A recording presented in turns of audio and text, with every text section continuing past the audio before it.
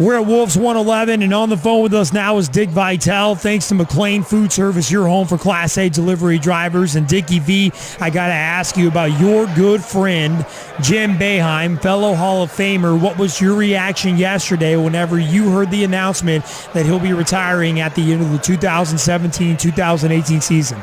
Well, I was kind of surprised, to be honest with you, because he's in great shape. But I think it was a way of trying to bring some certainty to the program, as he stated. And I really think that he just wanted to get some of the people really that have been screaming and yelling that maybe he should be fired. I don't buy it at all. I was on Dan Patrick, and I simply told him, I don't believe that Jim Boeheim should have been fired. I really don't, because he did not orchestrate any of the stuff that went on. Now, should the coach be accountable, Armen? Absolutely. You got to be accountable. But the guy in no way, shape, or form was aware of so many of those things that were happening. Dickie V, Syracuse is trying to appeal the NCAA penalty of wins vacated for Jim Boeheim and the amount of scholarships that they have taken away, 3 per year for 4 years. Should Syracuse win that appeal? Was the NCAA too harsh on Syracuse? Well, I'll tell you one thing, if they had me voting on it, they'd win it, because I thought they were too harsh, especially in Jim's case, taking 108 games away from him. Think about it. He was guilty of trust. He trusted people he believed in. He trusted the boosters who worked at the YMCA, had no idea they were giving cash to players, had no idea at all. And all the critics out there that scream many a time and say, well, coaches have to know. They know everything. My argument is, and I'll tell you right up and down, most moms and dads don't know what their kids are doing 24/7. How's a coach going to live with a kid 24/7? Now, if Jim Boeheim orchestrated the whole deal where he knew those boosters were laying cash on those kids, then absolutely should be fired, should be gone. But I'm telling you, under no conditions was he aware of any of that. And for what he's done for that university, you talk about a guy, how many of the Saudis do we say, I bleed Dodger blue. Jim Boeheim bleeds Syracuse orange.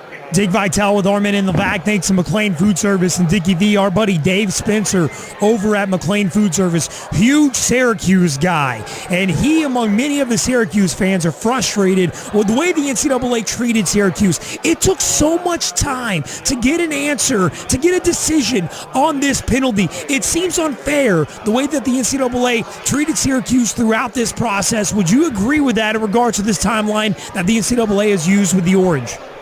Armen, my argument has all been with the NCAA. The procrastination, the delay, how long it takes for them to make decisions that affect so many people's lives. And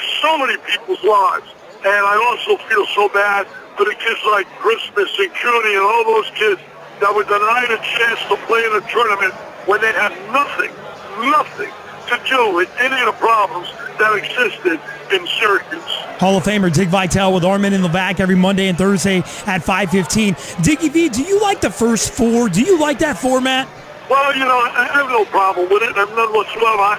I like the idea we got 68 teams. I don't want to go bigger than that, Armen. None at all. I like the way it is right now. I think that it really creates some excitement, some enthusiasm. You got to win the 6 games. You got to win 7 if you're a playing team, but 6 games basically.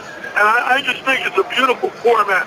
The 1-out scenario is so much better than a 4-out-of-7 scenario. Because if those 4-out-of-7 guys, I told you the other day, we'd just be shipping that trophy right to Kentucky. There'd be no chance whatsoever for them to be beaten in a 4-out-of-7. Dayton playing at home last night was kind of weird, though, wasn't it? Yeah, well, obviously playing on your home floor is a big advantage. It's something that you don't like to see. They took advantage of it. They were able to win, and now they move on, and everybody will forget about it within the next few hours. He's Dick Vitale. Thanks to McLean Food Service. Armen Levack. We're at Wolves 111. Levack is out. Armen riding solo with Dick Vitale. I have no problem with this. Now, Dickie V, upsets tonight. We have several games that a lot of people are calling upsets. When you look at tonight's games, which ones do you feel like we should keep an extra eye on? Maybe a few diaper dandies emerging. Well, a 4-13 matchup there with Georgetown and Eastern Washington really intrigues me. I'll tell you why.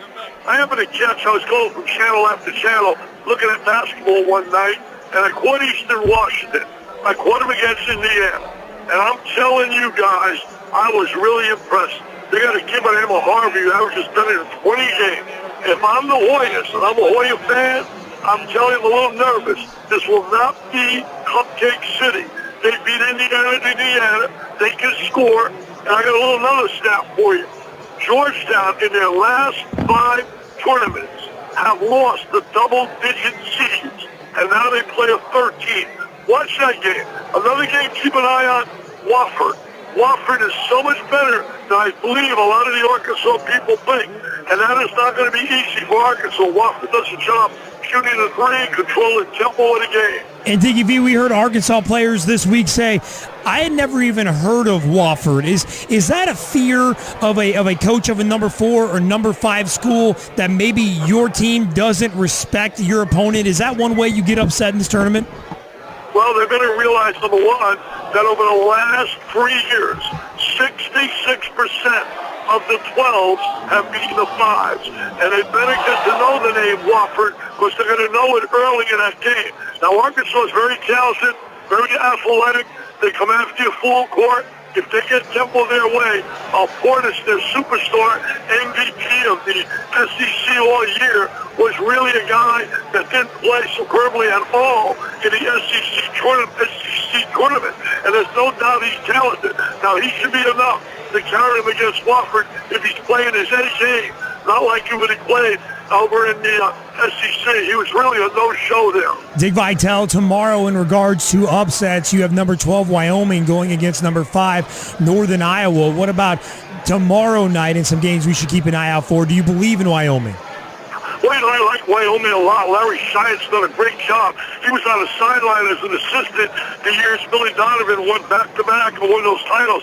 But Wyoming's got a great player. His dad was a terrific player when he played. Larry Nance Jr., he's a very talented player, and that's a very dangerous team.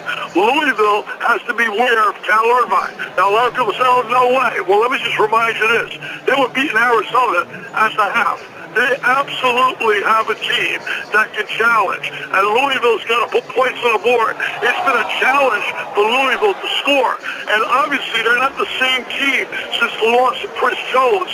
Losing to him really took away a lot of the defensive pressure where he and Rozier were great defensively, forcing turnovers and getting layups. That's a game to watch, really. Watch Cal Irvine with Louisville. Ooh, Dick Vitale with Armen Levack. Dickie V, of course, the game that we're looking forward to most here on your home for New York Sports 104.5. The team is UAlbany OU. 7:27 is the tip we had on Will Brown the other day, and I asked Will Brown the key for the Great Danes. Well, you know, the biggest thing is we have to score the ball. I think outside of Kentucky and Virginia, they're probably the next best defensive team in the country. Dickie V, UAlbany normally slows it down, but can you slow it down and still be effective against this OU defense that's so good? Well, they're going to be able to stop also the kid Hill. He can absolutely score from the perimeter. They do play great defense. I wouldn't go as high as saying the next best after Virginia and certainly Kentucky, but they are a solid defensive team. And Lon Kruger knows a little bit about winning as he's been to the Final Four. I mean, this guy's been a winner every place he's been on a collegiate level. But Albany, you know, they played so brilliantly all year in the conference. I think they lost one game. They've done a great job. Will Brown, just his chance to play, to take quality shots. And what a dramatic story with the story about Peter Woolley. That's incredible. In fact, he's on the back page today of the New York Post. Yeah, very cool story. We have that at 1045theteam.com. Dick Vitale, thanks to McLean Food Service. And Dickie V, I wanted to tell you, I went to Texas Tech University where I started an organization called the Texas Tech Pro Bros. We painted up for every game, and on 2 different occasions, I kissed you on your beautiful bald head and got on SportsCenter. So I want to thank you for that. Well, thank you, smell my big, beautiful bald head. That kiss wasn't as good as the kiss I received from Ashley Judd. I can tell you that. Hey, you know what? It looked like a really good kiss. That was very nice. Hey, I asked your buddy Jay Billis. I had him on earlier today. I asked him if he's ever been kissed on the head. It has not happened. Would I be opposed to it? It depends on the student. I thought that was a good answer. I thought that was fair. No doubt about it. He's Dick Vitale. Thanks to McLean Food Service. And Dickie V, you have your book out right now, and I want you to talk about it because it's very important that while you join us twice a week, we also raise money for the V Foundation. Hey, help me battle cancer. Help me help kids battle the cancer.